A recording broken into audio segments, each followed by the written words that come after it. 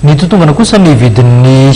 chrome amin'ny tsena iraisam-pirenena tsy maintsy misy fiantraikany ho an'ny eto Madagasikara zany mazava ho azy misy ny hetsika izay entina indray ampiroboroboana ity angovo iray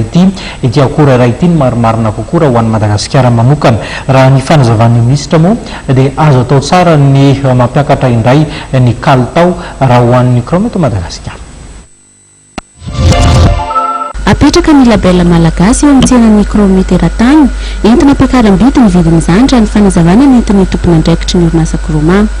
Hatsaraina ny kalitao mba ampiakarana ny vidin'ny chrome malagasy eo amin'ny tsena iraisam-pirenena. Zay qualité tadaviny zay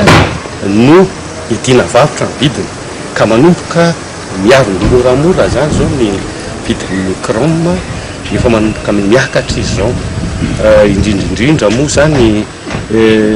teo aloha ny ratsy ny qualité ny chrome aty fa amin'izao fotoana zao zany no niezaka isan-karazany ireo investissement zay natao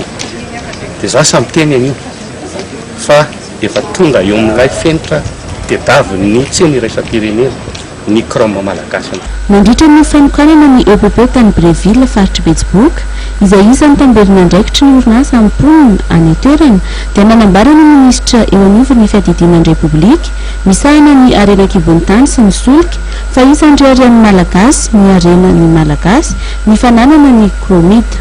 Avadika orinasa nasionaly ny chroma aoriany ny fahamoana ny lana vaovao mifia ny arena kibon'tany. Fa maro zany ny investisseurs étrangers vonona hiara asa amin'ny chroma dikan'izany ao ny fatokisana dia hitantsika fa miamialindoha ary tombo ny vokatra zay atao amin'ny chroma atoato ka zay zavatra zay mitaky fiaraha-miasa amin'ny olona any ivelany satria alkalina zay tsy vitany hoe inona fa hoe mila le label malagasy mba hoe vokatra tsara na rehefa tsika any dia alkalina teo mba hijeran'izay aty amin'ny fotony aty hoe ahoana marina inona ny zava-misy inona ny perspektivy sady io koa moa araka ny fivinivinana azy amin'izao mety ary verako azy dia ho izy mihitsy ny chromite malagasy ny ataontsika ho avadika atsika société nationale. Roa lehibe ny asa tanterahany chroma dia ny fitrandrahana chromite sy ny fitrandrahana volamena. Ho an'ny fitrandrahana chromite dia 5 taona isa-taona ny vokatra tratrariny ary tamin'ny taona 2012 dia 5,4 taona ny tratra ary ny 7,1 taona tamin'izy ireo dia naondrana tany hainy tsy isinina avokoa raha toa kosa